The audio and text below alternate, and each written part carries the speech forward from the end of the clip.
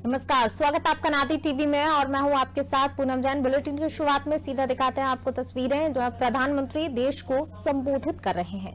साल के अंतराल के बाद करतारपुर साहिब कॉरिडोर अब फिर से खुल गया है। साथियों, गुरु नानक जी ने कहा है, बीच दुनिया सेवी कमाइए त दरगिही बेसन पाइए। यानी संसार में सेवा का मार्ग अपनाने से ही जीवन सफल होता है।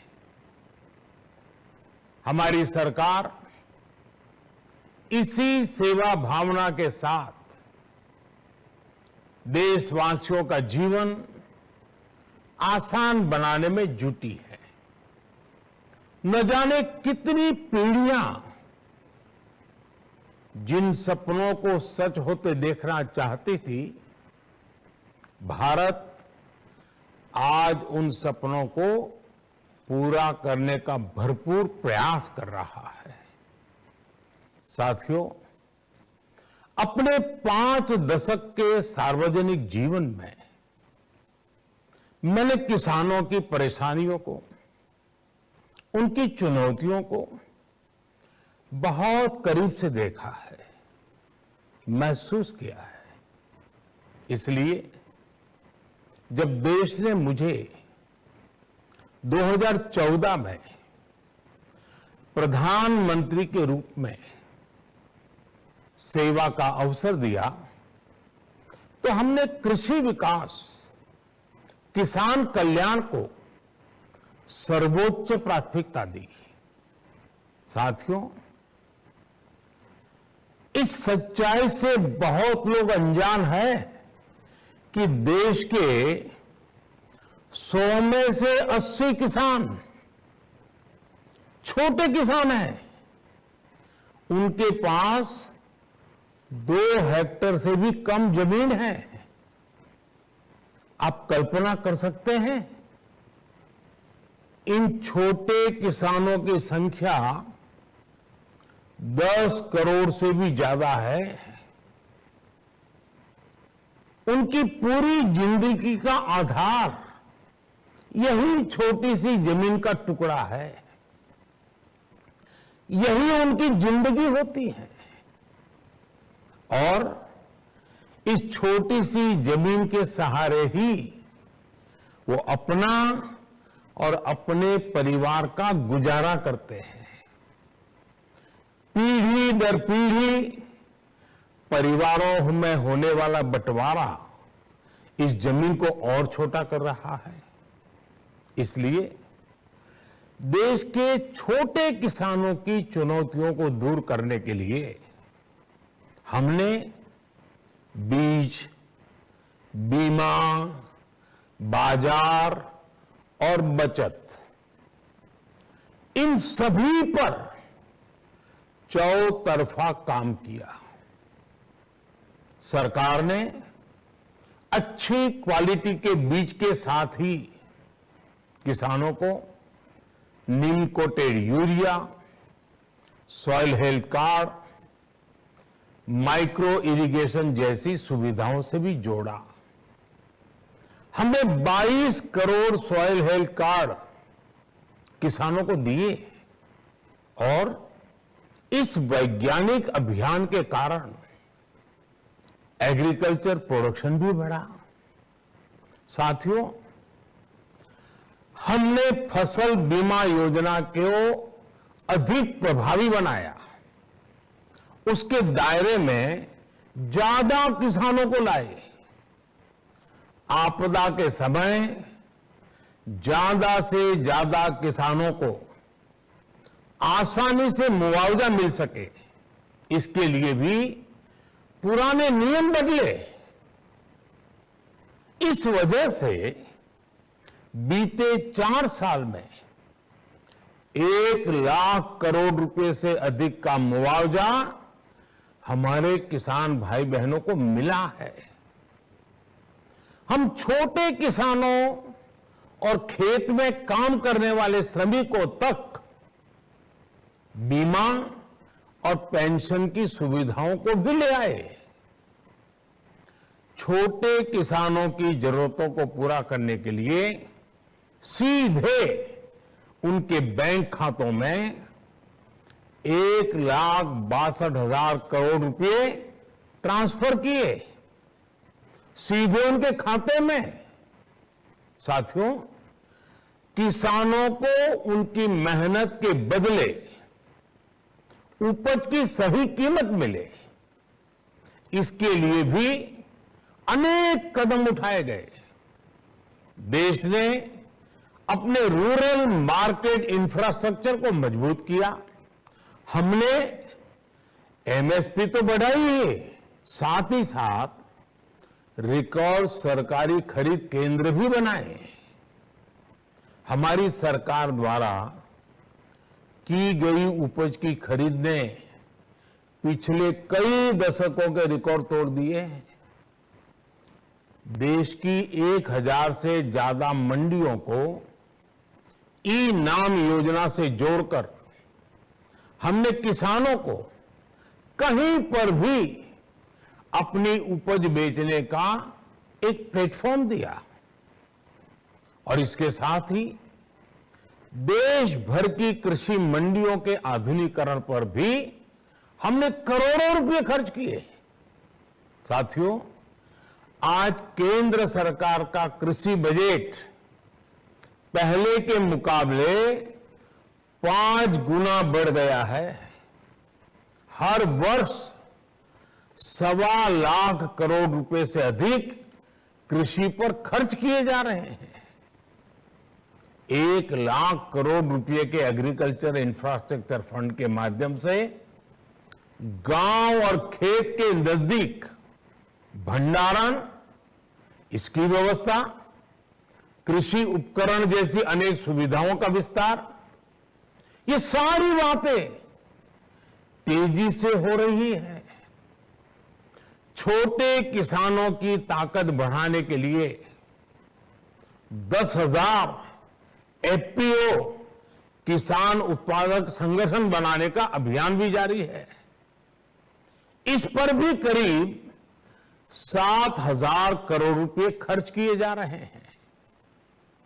माइक्रो इरिगेशन फंड के आवंटन को भी 2 गुना करके 10,000 करोड़ रुपए कर दिया गया है।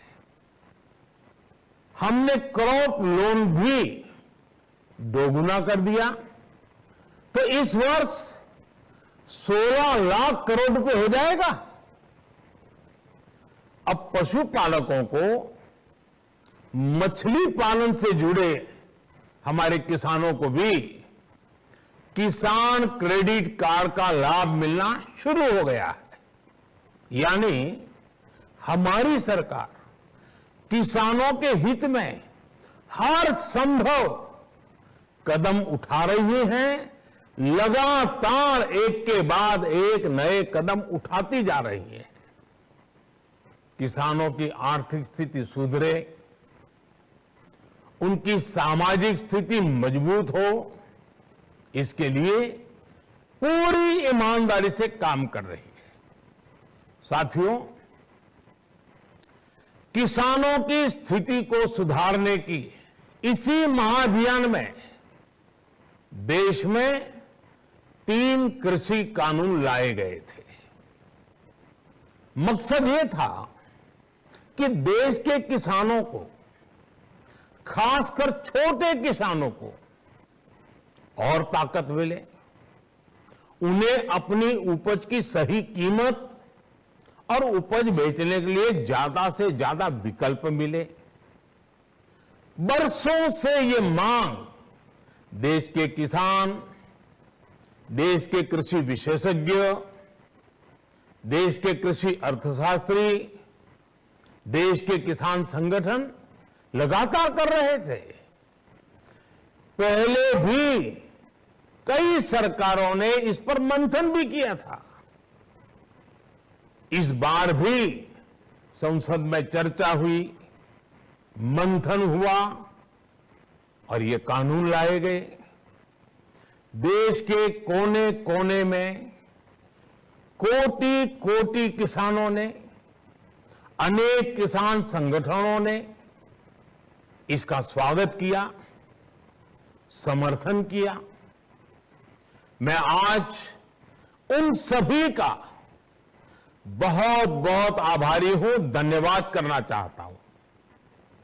साथियों, हमारी सरकार किसानों के कल्याण के लिए, खासकर छोटे किसानों के कल्याण के लिए, देश के कृषि जगत के हित में, देश के हित में, गांव गरीब के उज्जवल भविष्य के लिए पूरी सत्यनिष्ठा से, किसानों के प्रति पूर्ण समर्पण भाव से, नेक नियत से ये कानून लेकर आई थी। लेकिन इतनी पवित्र बात, पूर्ण रूप से शुद्ध किसानों के हित की बात, हम अपने प्रयासों के बावजूद कुछ किसानों को समझा नहीं पाए। भले ही किसानों का एक वर्ग ही विरोध कर रहा था, लेकिन फिर भी यह हमारे लिए महत्वपूर्ण था। कृषि अर्थशास्त्रियों ने, वैज्ञानिकों ने, प्रगतिशील किसानों ने भी उन्हें कृषि कानूनों के महत्व को समझाने का भरपूर प्रयास भी किया। हम पूरी विनम्रता से, खुले मन से उन्हें समझाते रहे। अनेक माध्यमों से व्यक्तिगत और सामूहिक बातचीत भी लगातार होती रही। हमने किसानों की बातों को, उनके तर्क को समझने में भी कोई कोर कसर बाकी नहीं छोड़ी। कानून के जिन प्रावधानों पर उन्हें ऐतराज था, सरकार उन्हें बदलने के लिए भी तैयार हो गई। 2 साल तक हमने इन कानूनों को सस्पेंड करने का भी प्रस्ताव दिया। इसी दौरान ये विषय माननीय सर्वोच्च न्यायालय के पास भी चला गया। ये सारी बातें देश के सामने है, इसलिए मैं इनके अधिक विस्तार में नहीं जाऊंगा। साथियों, मैं आज देशवासियों से क्षमा मांगते हुए सच्चे मन से और पवित्र हृदय से कहना चाहता हूं कि शायद हमारी तपस्या में ही कोई कमी रही होगी, जिसके कारण दिए के प्रकाश जैसा सत्य कुछ किसान भाइयों को हम समझा नहीं पाए। आज गुरु नानक देव जी का पवित्र प्रकाश पर्व है। ये समय किसी को भी दोष देने का नहीं है। आज मैं आपको, पूरे देश को ये बताने आया हूं कि हमने 3 कृषि कानूनों को वापस लेने का, रिपील करने का निर्णय लिया है। इस महीने के अंत में शुरू होने जा रहे संसद सत्र में, इसी महीने में, हम 3 कृषि कानूनों को रिपील करने की संवैधानिक प्रक्रिया को पूरा कर देंगे।